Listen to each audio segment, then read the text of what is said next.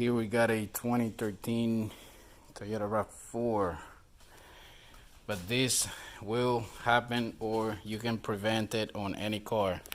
This one only has 61,000 miles. So this is the deal. We put new rotors on both sides because a lot of shaking. So I'm gonna tell you the secret how to prevent, or at least make your rotors last longer. This is the mistake that people make and they don't know. So let's say when you're driving your car, the rotor is gonna get real hot, and then you decide to go and get a car wash. As soon as you walk in the car wash, they're gonna spray, the wheel. So from here to here, this part of the rotor is gonna get cold right away. Where the pads are holding the rotor, it's gonna take a little longer to cool down. So that's when the bending is gonna occur. It's gonna happen. Every car wash that you go, your rotors are gonna get bent in different place, and that's where you're gonna start having the vibration every time you brake. So I recommend, if you're gonna go through a car wash, don't go right away when you get there. Let the car cool down, let the rotor cool down before you drive through. I know you gotta make a line or you gotta go right away in a rush, but it's way better if you do your own car wash at your house the next day when the car is cold. That way your rotors, you don't run into this problem. Same thing happen in the winter when it's really cold and you go on a long drive and you park your car right away and you stop. All this is gonna get cooled down right away. The pad is gonna take a little longer. That's also gonna bend it slightly.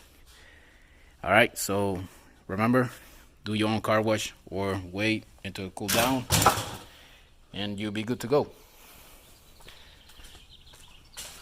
All right, I hope my video helped you.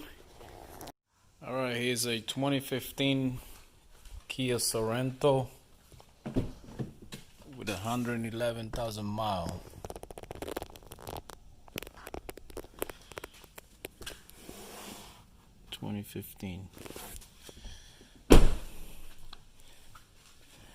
What do we got? Bad rotors. A lot of shaking when you brake. This guy, I noticed this guy did a lot of hard braking. I can see it here. I don't know if you can pick that on the camera. When you see those lines, right there? That's another reason why you get bad rotors so fast. When you brake, all of a sudden you just step on your brake and you slam them. So you create those lines right there. So that will also make your rotor, it's like you sand it. When you hit the brake so hard,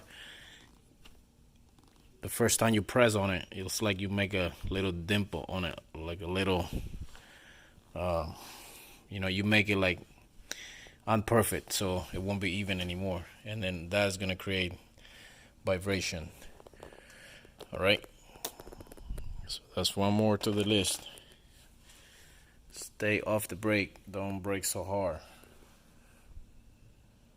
Okay, so another mistake people make is not cleaning the rotor real good before they install it on the car, because as you can see, most of the rotor, they come with some oil. They do that on purpose. They when they make it, they put oil on it, so by the time somebody buy it, they won't be all rusted, just to make it last long time, looking brand new. So you're gonna get some brake cleaner, you're gonna spray it, you're gonna get a rag, you're gonna clean it, and you're gonna spray it again. Get your rag, make sure you flip the rag, don't use the same side, and that's done. Make sure you do both sides. If you're doing rear rotors, make sure you do the inside as well, because that's where the brake shoes go. So you got to clean the inside as well. As you can see, nice and clean.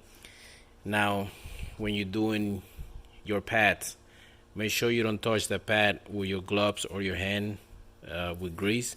Just try not to touch it at all. Also, your rotor, try not to touch it with your bare hand at all. So you're gonna grab it like this and put it on the car without touching it. So I'm gonna just clean it again since I just touched it.